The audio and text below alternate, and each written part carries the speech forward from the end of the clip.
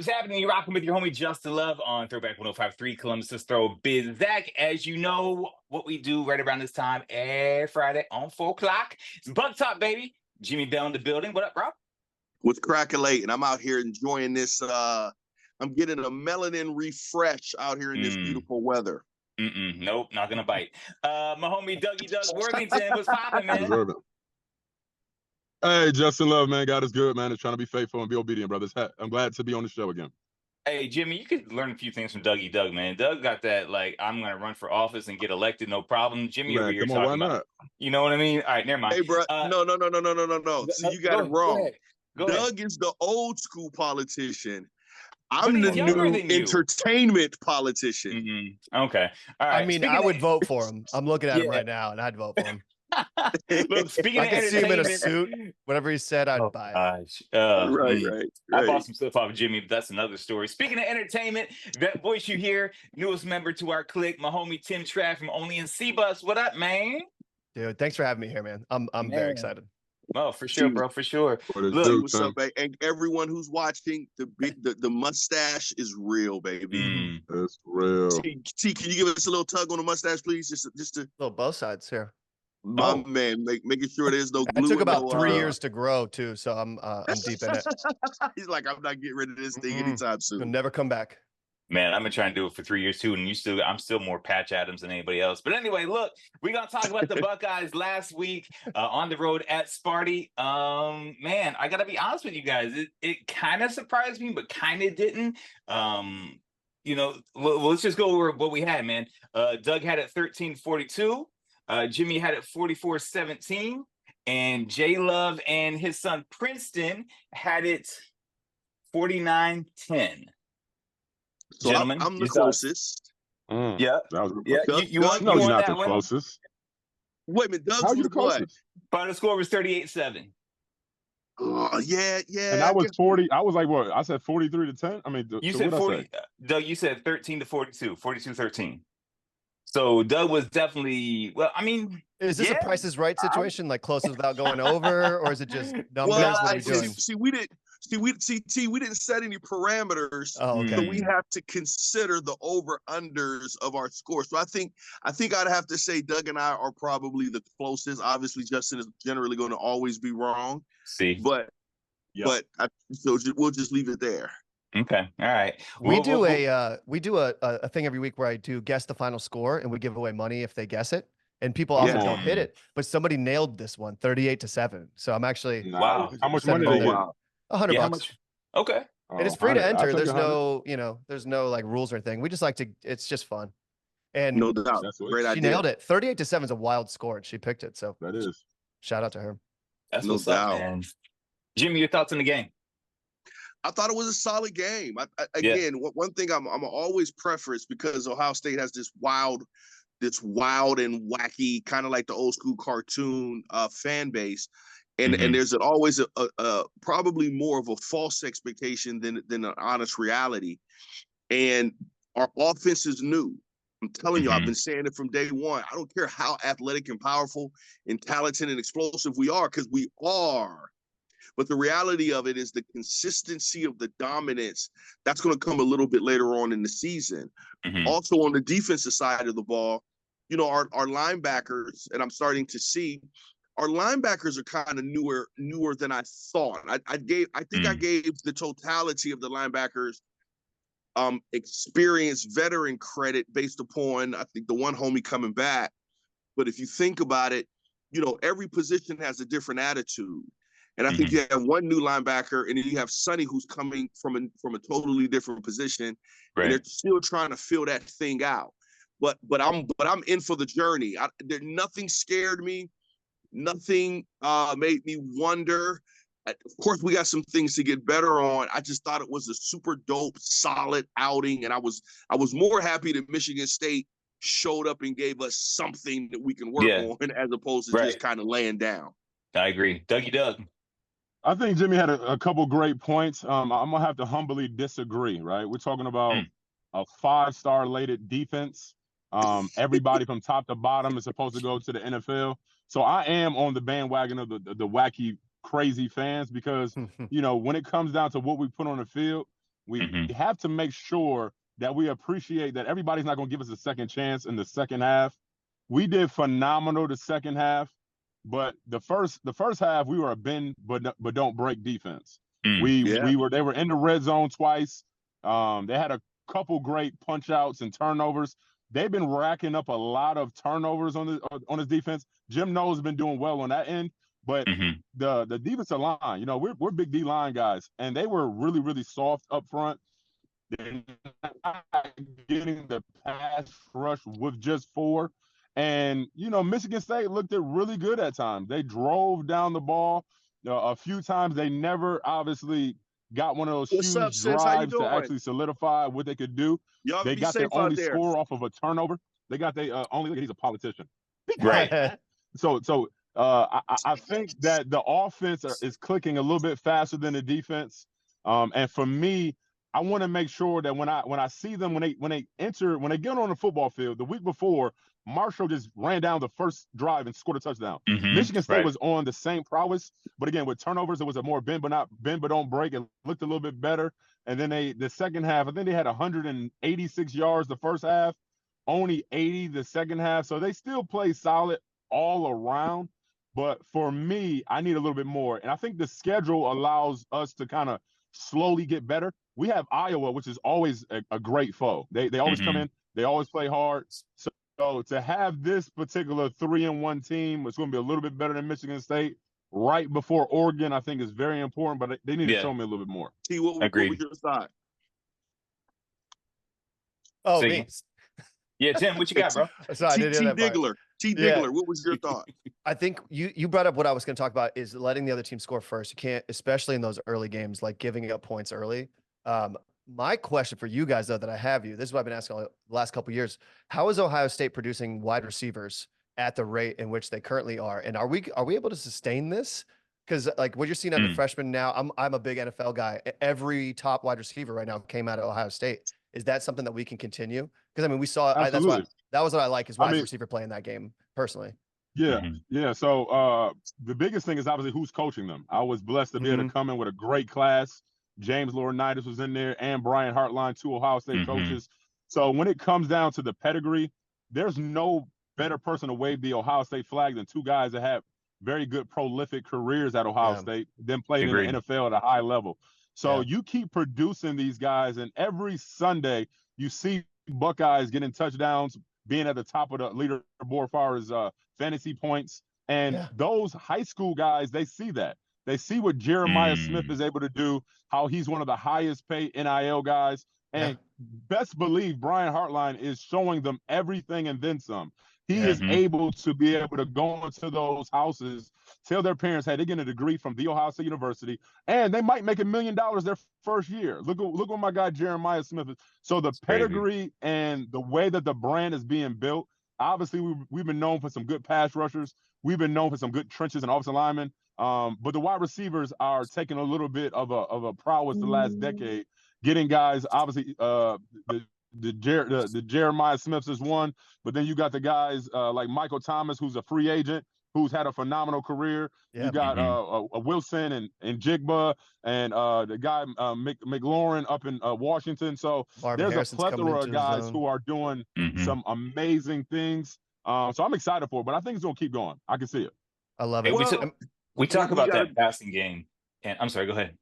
I was going to say we have to be super honest. Sometimes we get prisoner of the time, like Morris Day and the time. I just came from Minnesota.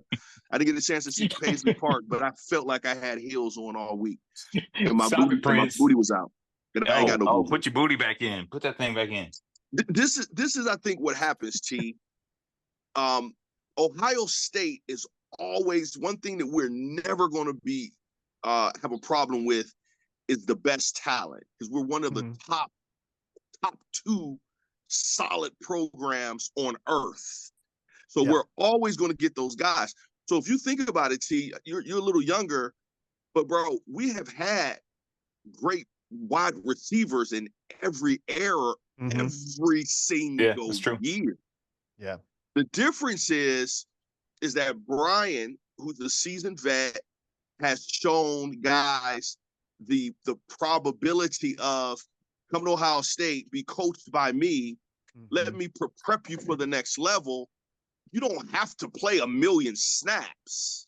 You Mm-hmm. just have to be relevant based upon my coaching. So if you think about it, the past 4 to 5 years, we've had the top 3 dang wide receivers in the country. Yeah. The huge Mhm. difference is we're not just getting the best, we're getting the ones with the attitude. And Doug can attest to that. Mm.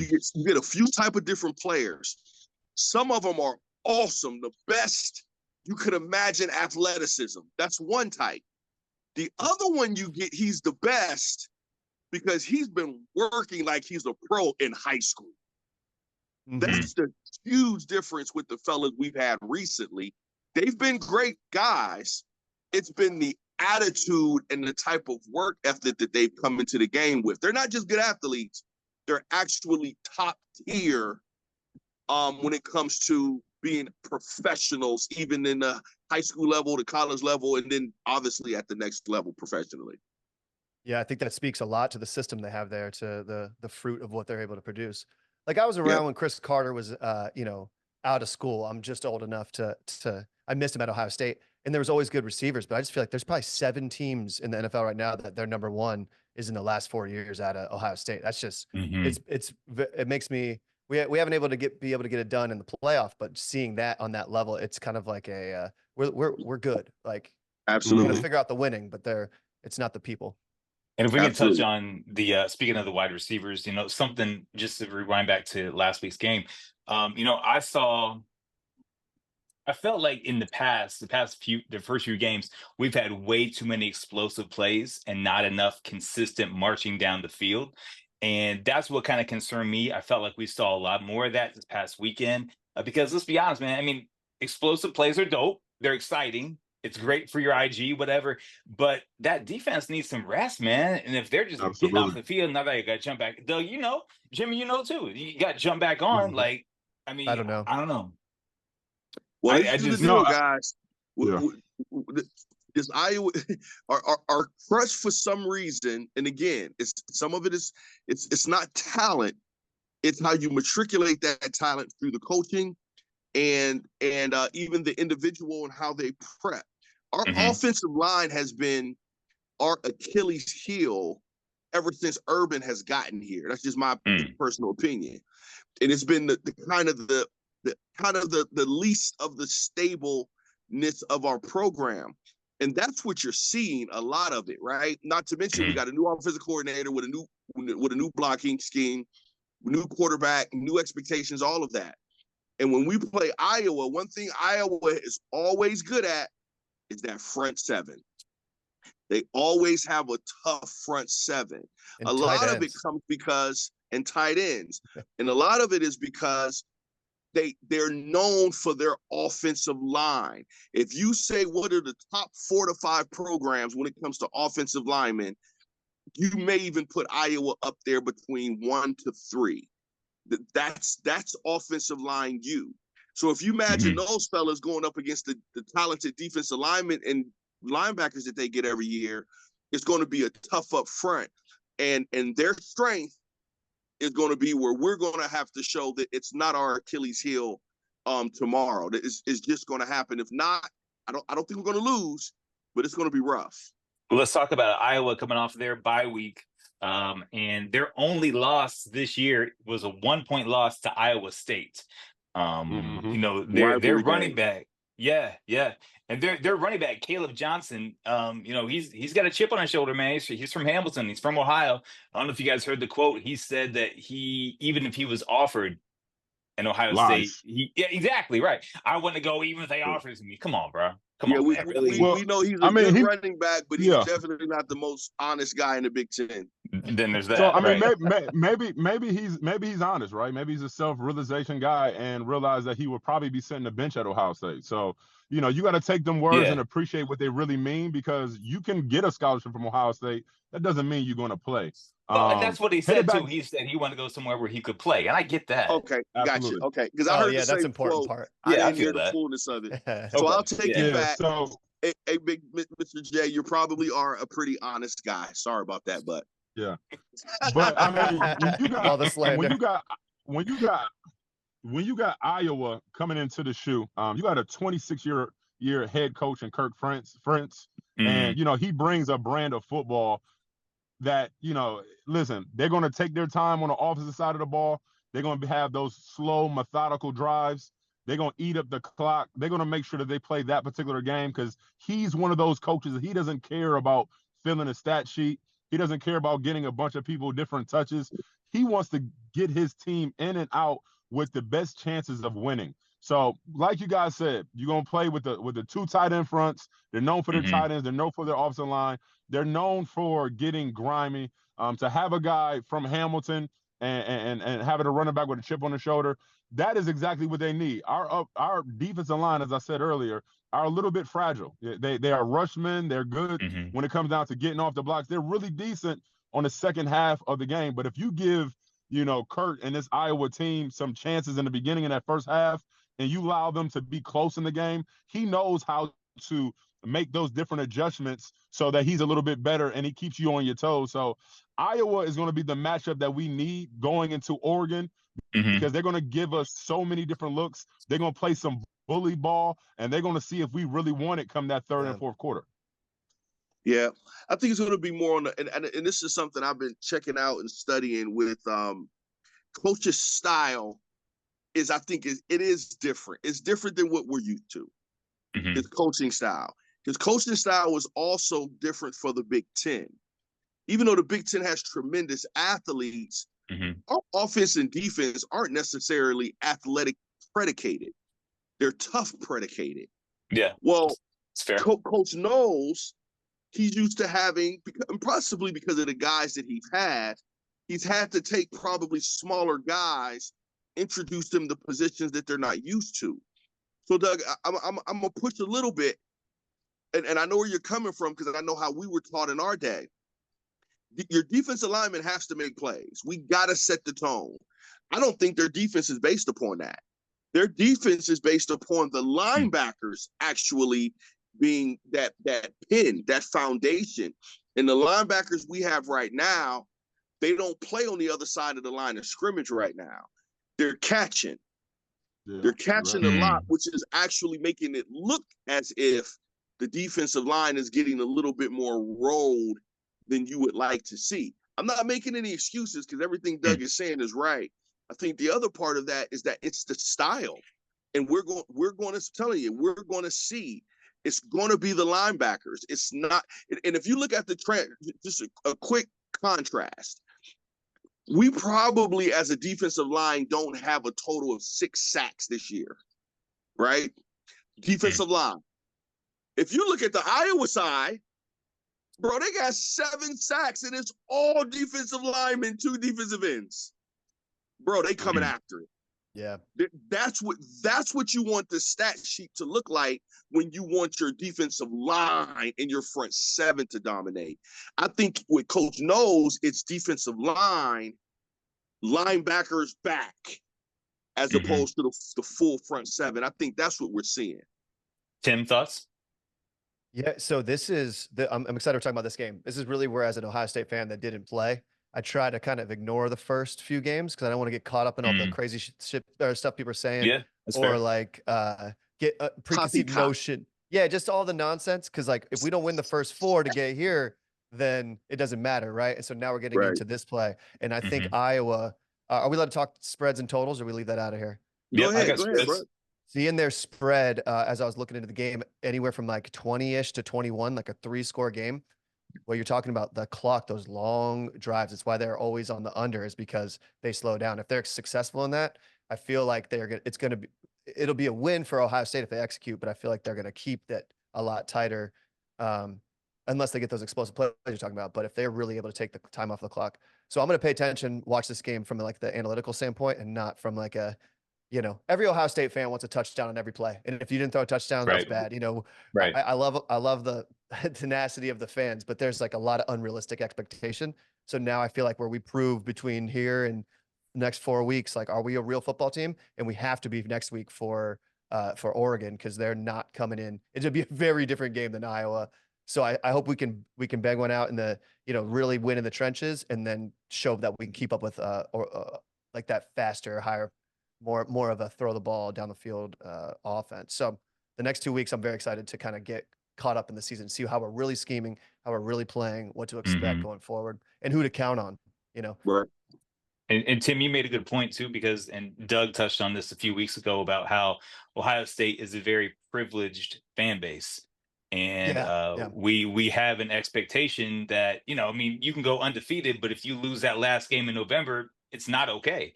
And it's a very it's a unique place to play. It's a unique place to be a fan. Let's talk their over under is 42.5.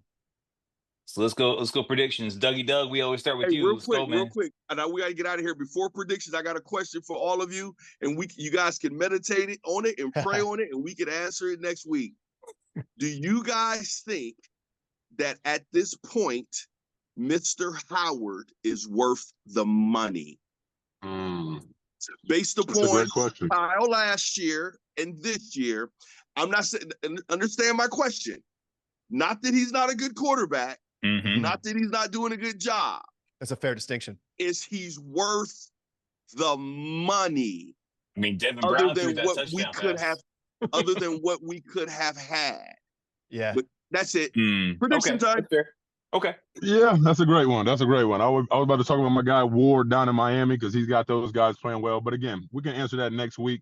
Far as predictions wise, I think the offense still does what they do. I hope that we come out to play a little bit earlier as far as the defense. As far as me and my prediction, I'm going to get Ohio State 42, and I am going to give Iowa 13. And I'm going to put that into the chat, Tim, so I can win my $100. I got it. I'll do one for tomorrow for the game, so make sure you put it in there. I'm going to do it. Absolutely. The total has moved to 45.5. It's juiced to the under currently, but it jumped 3 points. And they have Ohio State's 31.5, and they have Iowa 12.5. So your 13 you're right with the books. So in order for them to go over, obviously Ohio State has to get 31 or 32. Do we think Ohio State can do that? I think that's the question of the over. I say 42. I say they will. They got a high. I think they got their offense. I mean, they can hit a home run any time. So they have that. Exactly. Tim, what you got? Yeah, so I would take the if I had to pick it, I'm going over for the 42.5 that you got. I would smash that, but the 45, if Ohio State can do their job, they're going to give up some scores to Iowa. So yeah, I like the over. Do you have a score? Do you have a score? We're not that intelligent. Oh. Let's go. Bro, you talking algebra, bro. Let's go 38-13. Sorry. I do a little bit of sports analytics on the side. Got you. 38-13 feels good. JB, what you got? What's your son, big dog? Oh, you go first, man. You won with the calculator. Okay, and you know I did. 30 Ohio State, 12 Iowa, 30-12. 30-12. All field goals. All field goals. Okay, all right. And I got it 42-7 Buckeyes. I think there's going to be a touchdown in the first half, and I think they're going to continue that shutout tradition in the second half. I'm going to get that score again, tonight. Justin? Say what? What was your score again? 42-7. Okay. You think they're going to score, huh? Okay, interesting. I want to know where that score is going to come from. Do you have a prediction or a thought of who's going to get into the end zone for them? Absolutely. I think Caleb Johnson is going to have one explosive run. He's going to catch the defense off guard, and he's going to have one. He's only going to get one, and that's all it's going to take for them for Knowles to get everybody shaped up. But yeah, I think he's going to at least get one on us. He averages 8 points. So this is very similar. Back in the 90s, there was a guy, blonde-headed dude, some of the quickest feet that we played against. His name was Tavian Banks, played for Iowa. Look him up. He same, very similar instance. He wasn't an Ohio boy, though. He came into the game with, I think, almost 700 yards over 3 games. It was insane. And Mr. Johnson has 660-something yards. But we shut that tail down. He ended the game with 42 yards. 42 yards. So I think this is going to be reminiscent of that. I think just their offensive loan is going to be slow, methodical. They're going to move the ball. He's going to have a good, decent game, but he's not going to hit those 150, 200s like he's been hitting on everyone else. It's not going to happen. Okay. JB, Dougie Doug, what's happening on Gala Park tomorrow? Go ahead, Dougie Doug. Hey, a lot of fun, a lot of energy. We'll be there an hour before the game. We'll be there around 2:00. And we're gonna talk all things Buckeye football. Give a little bit more of a recap on that good old Michigan State game, and then we're gonna talk about Iowa. But just have fun, man. Jimmie is one of the best hosts, the best people to be around. He gives that kinetic energy. He makes you just live a little bit higher and stand a little bit taller. So love co-hosting with him, love talking football with him, love eating some chicken. We make it happen. Man, he used the word kinetic. Hey guys, we told you. So we're at Gala Park Social on High Street. I know you guys are going to be milling around, hurting. Come on, stop in. It'll be open. And last week we did say that we were going to try different dishes than the tenders. Yeah. Because for us the tenders was a 10 there. It's a 10. I tried the smash burger. It was cool. But it's chicken fingers all day long, just to let everybody know. The chicken fingers are incredible, bro. Okay. All right. Got to get them. It's the buttermilk. They say the buttermilk. Oh, they're buttermilk? Oh, you didn't say that. Yeah, that is what he said, didn't he? Josh said that. The owner was like, it's the buttermilk.